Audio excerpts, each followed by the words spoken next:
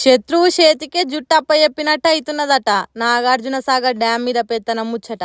చూడుండ్రి, Andhra CRPF పోలీసులు తెలంగాణ భాగంలోకి వచ్చి ఆక్రమించుకున్నారట.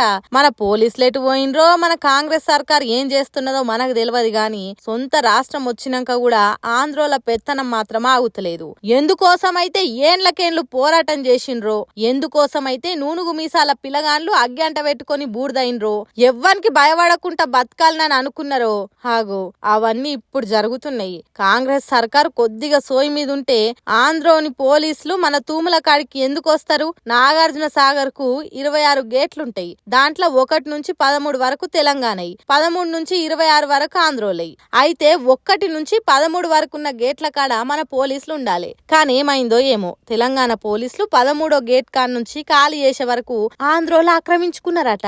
ఎందుకు అట్లా జరిగిందని నాగార్జున సాగర్ ఆఫీసర్లను అడిగితే మాకేం తెలియదు అన్నట్టు చెప్తున్నారట. మరి ఎందుకు ఇట్లా జరిగినట్టు అంటే మాజీ మంత్రి జగదీష్ రెడ్డి ఏమంటున్నాడో ఇనుండ్రి. తెలంగాణ వాటాలో ఉండే నీళ్లు తెలంగాణ యాసంగి కావచ్చు, ఎండాకాలం మంచినీళ్ళ కొరకు కావచ్చు, హైదరాబాద్ మంచినీళ్లు, రంగారెడ్డి, మహబూబ్ నగర్, నల్గొండ, ఖమ్మం జిల్లాల మంచినీళ్ళ కొరకు పెట్టుకున్న నీళ్లను దొంగతనంగా దోసుకపోయాడు.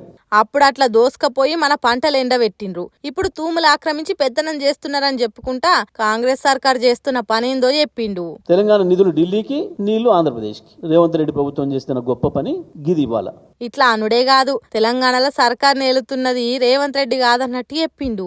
చంద్రబాబు నాయుడు గారు సమైక్య ఆంధ్రప్రదేశ్ లో ఏం జరిగిందో తెలంగాణలో వ్యవసాయ రంగం మళ్ళీ ఇవాళ అదే పరిస్థితి దాపురించింది. ఎందుకు అనంటే ఇక్కడ కూడా ఇవాళ పరోక్షంగా చంద్రబాబు నాయుడు గారి పరిపాలన సాగుతుంది. తెలంగాణలో పరోక్షంగా చంద్రబాబు నాయుడు గారి పరిపాలన సాగుతుంది. ఇన్నరా, తెలంగాణ నేలుతున్నది రేవంత్ రెడ్డి కాదు చంద్రబాబే అన్నట్టు చెప్పిండు. మరి ఆంధ్రోలు మన తూముల కాడికి వచ్చేటట్టు ఎందుకు చేయాలి, ఇట్లా ఎందుకు అనిపించుకోవాలి అని అంటున్నారట కాంగ్రెస్ పార్టీ కార్యకర్తలు ఈ ముచ్చట తెలిసినాక.